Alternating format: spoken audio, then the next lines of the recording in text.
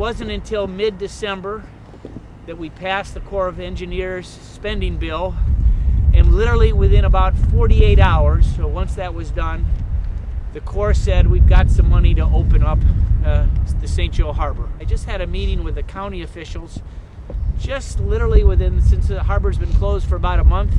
They've actually been having to ship sand and gravel from Muskegon here to take care of the construction projects within 100 or so miles of Berrien County.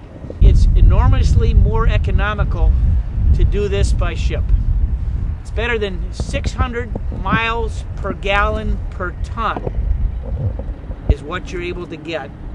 And of course, these ships, when they come in, are expecting to ship maybe by the end of the week, it's going to have maybe 7,000 to 10,000 tons, literally, of sand, gravel, and salt as we look to finish this year. Long term, we need help too. I've been a co-sponsor for nearly a year now of an effort that will allow all of our commercial harbors, whether they be Grand Haven, Muskegon, Holland, which is now closed, St. Joe Benton Harbor, to have access to the Harbor Maintenance Trust Fund. This is about a $6 billion user fee program that has been untapped for dredging. This legislation which is again bipartisan support. Carl Levin is the leader in the Senate. I'm one of the leaders in the House on this, with many of the Michigan delegation members, Republican and Democrat. We're hoping that this bill will be on the House floor this spring, March, as part of the highway bill.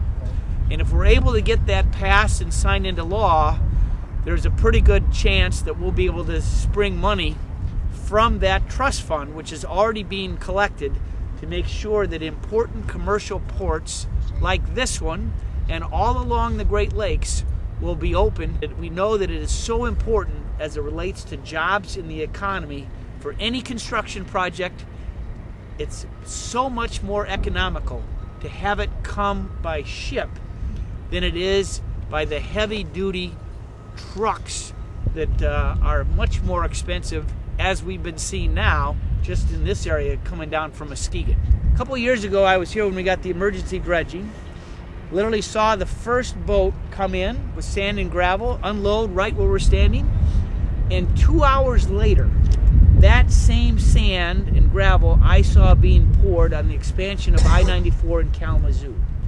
So there is a direct tie-in of sand and gravel throughout the entire region, whether you're from a port town or whether you're hundreds of miles away. That sand and gravel comes from someplace, and it actually reduces the cost of construction of any building project by coming by ship, which is the most efficient, most economical way to send goods across America.